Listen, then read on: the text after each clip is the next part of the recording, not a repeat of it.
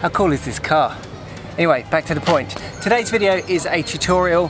Back towards the end of last year, I posted a video about visiting Glasgow and photographing some of the architecture there. And the idea was for me to edit those photographs in a fine art style, which I did. A lot of people have been asking me subsequent, Ben, how do you edit your photographs? That's what today's video is about, the post-processing of those fine art photographs.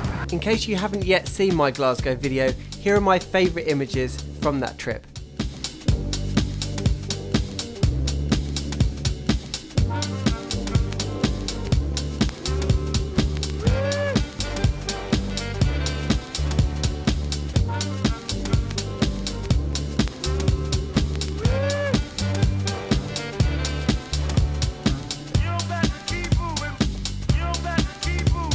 Apparently my time lapse of my editing at the end of the Glasgow video wasn't enough for some people to get the idea, so I pretty much just glossed over the editing entirely. I posted around 10 images. Interestingly, people were playing it back in slow motion trying to figure out how I edited the images, but that's still not possible as they told me. So that's the purpose of today's video. I thought I'd share the love, share my editing techniques with you guys.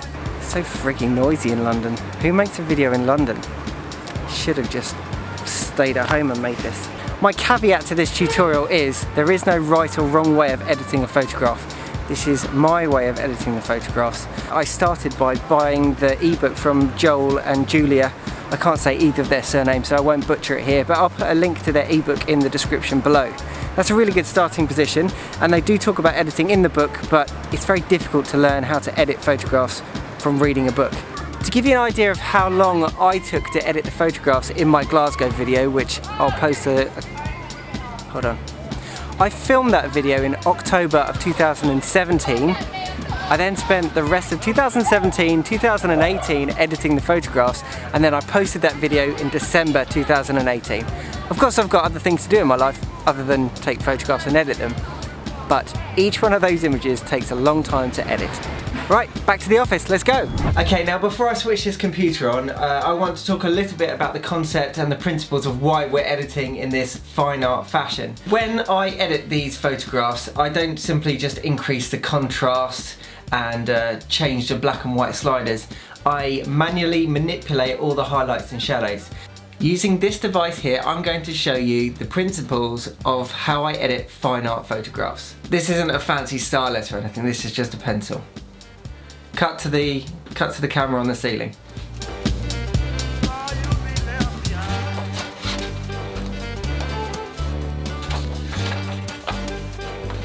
So I'm just going to sketch out a really basic building just to show you how I work with the highlights and the shadows.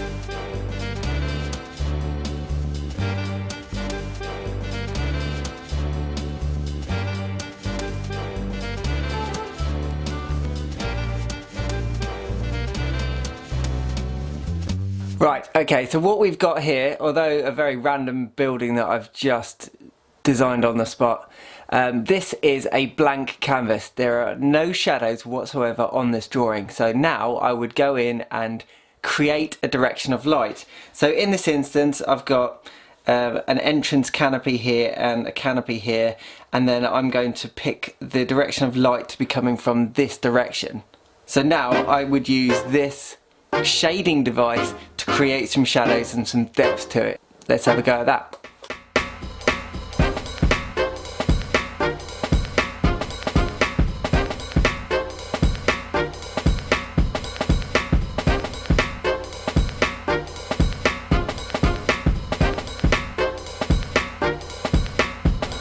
Right. Basic, I know, but this explains the principles without getting confused with any Photoshop trickery, selections, layer masks, or any Photoshop confusion whatsoever. Using a pencil and a piece of paper, I've done exactly the same process here. I've started with a blank canvas. A blank canvas in the photographic sense is taking a photograph of a building in overcast conditions. So you've got a very diffused soft light, and you can pick and choose in Photoshop where the shadows are and the direction of light. I could have done exactly the same process starting on a black piece of paper using a white pencil, but in this instance I've started with the highlights and added the shadows. So this is the principle of how I edit my photographs, just using pencil and paper. Importantly, there is a difference between an underexposed photograph and a dark and contrasty photograph. Let me show you. This photograph, for example, almost black sky. It's got lots of blacks here, but it's got a full range of tones, so it does have greys, whites and blacks. This is quite a dark image, but it's not underexposed. A lot of people say, Ben, your photographs look really sharp. There is no sharpening going on in this photograph whatsoever. This is taken on a Canon 100D, which is a real entry-level camera, and a really naff Sigma wide-angle lens. Not one of the art ones, a cheap Sigma wide-angle lens. So there's nothing sharp going on in this photograph. It's an illusion. It's the perception of when you see black against white. It's that contrast that makes you think that the image is really sharp. So it's all an illusion. Also, by manipulating the photographs, you are controlling what people look at. Inherently, when you look at a photograph, if there is something which is white directly next to black, that has the most amount of contrast, and that is where people will look in your photograph. So taking this image on my website, for example, I've got a very strong white line through the middle and a dark sky, and then I've got a mid-tone for the British Airways i360. And I am manipulating how people look at my images by controlling the contrast. Alright, grab yourself a tea or a coffee, because we're going to start the computer up. Let's do this.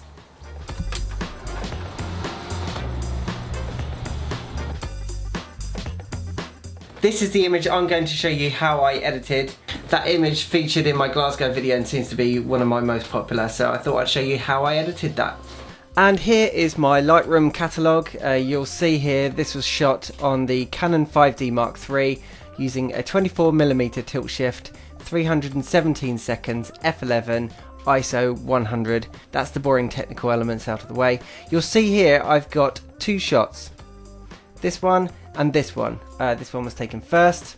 There's 1 second difference between the two of them, but that's not the important thing. The important thing is that the sun was out during this image, then the sun went in and I took this image, plus the clouds are slightly more interesting. Now this is what I'm referring to when I talk about a blank canvas. There is no direction of light in this image. This would be easier to edit versus this one, because this one already has highlights and shadows. This one is a bit more of an easier starting position. So if you've got the option to take a long exposure in camera and overcast conditions, but not a completely grey sky, you've got clouds and interest in the sky. Okay, so you'll see on the original raw file here, I've made a few tweaks. I've increased the whites, lowered the blacks, and I've removed chromatic aberration and lens corrections. So this is my starting position. I get the best possible raw file, bring that across into Photoshop, then we make some tweaks from there. So now's a good time to make sure that your horizon is perfectly flat, and if you want vertical elements to your building, make sure that everything is straight. Okay, from here you want to bring that into Photoshop, which is Control E if you're on a PC. Okay, now we've got our image in Photoshop. I typically go around the image, cleaning things up. You can see here I had some dirt on my sensor, bit of content aware, just get rid of any dust spots. In this image also, I remember going around removing every single bit of imperfection in the floor, just because if you create a darker foreground, these white specks are all going to be just distracting. When you do long exposures also, you might start to get hot pixels, which you can see one here. This is just a result of doing long exposure photographs. Otherwise it's not too bad an image. The closer you look, the more imperfections you'll see, but I suggest you just keep on zooming out, see what is distracting. This instantly catches my eye. I'd spend a lot more time on it than that, but typically you just want to clean up the images and get rid of any imperfections. Now you should have one clean single raw file in Photoshop. The next step is the time consuming bit. It's the selections. There is no way of getting around this. You have to make selections so that you can manipulate elements of the photograph. The more time you spend on your selections, the better the final result is going to be. I do this manually. You can get plugins such as Topaz, and I'm also experimenting with luminosity masks at the moment. I've downloaded Lumenzia and I'm learning some tutorials. However, when I edited these images last year, I didn't use anything other than manual selections. Manual selections is using the polygon lasso tool. You could use various other things, but this gives you the most amount of control. And what that means is just zooming in really close and going around the edges. I've already done all the selections. I did that one late night. So if you go into select, load selections, and you'll see these are all of my selections for this one photograph.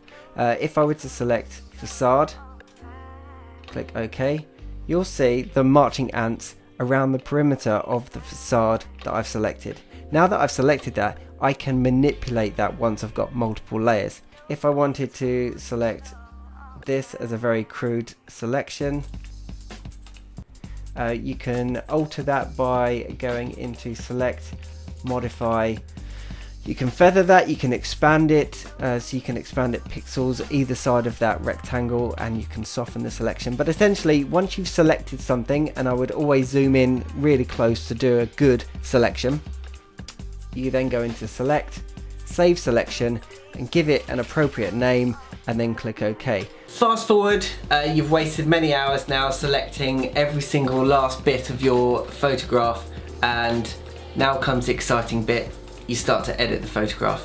We need a darker exposure, a medium exposure, and a highlight exposure, just so that you've got options of creating shadows, midtones, and highlights. Okay, so you're going to have to play about with this to taste, but if we were to take the neutral as the midtone, the underexposed as the dark tone, and then the overexposed as your highlights, they're going to be your three exposures. What we have now is the original file, and then we've got three other layers, and what we're going to do is, like when I was using the pencil and paper earlier, you could start with a black piece of paper and paint in the highlights, or you could start with a white piece of paper and paint in the shadows. I'm going to start with the shadows. You're going to create a layer mask, load the selection for the facade, go into the layer mask, and then what we're going to do is we are going to paint in highlights that sit underneath the shadows. Okay, I'll do that again.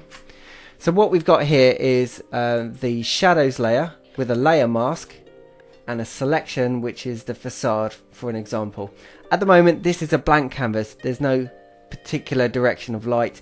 We're going to create that now using the gradient paint tool. So if you now drag from right to left, you're going to bring in the highlights layer, which sits below the shadows, and you've already got contrast. That's the principle behind manipulating this photograph. So you would then go into the next layer, this roof section here, then you would bring in the highlights from, say, the top and the bottom. You've got to have a vision before you start editing about how you want the light to fall onto your building, what you want people to look at. In my final image, I chose that I wanted people to look at this detail here, so I highlighted that against the dark background. I also wanted people to look at this entrance, so I created a high contrast point there. I created this as a much darker section. If you have a look at the original here, you can see here I've created a light direction coming from the right hand side, so you've got it's brighter here, and then it gradually fades out to the shadows.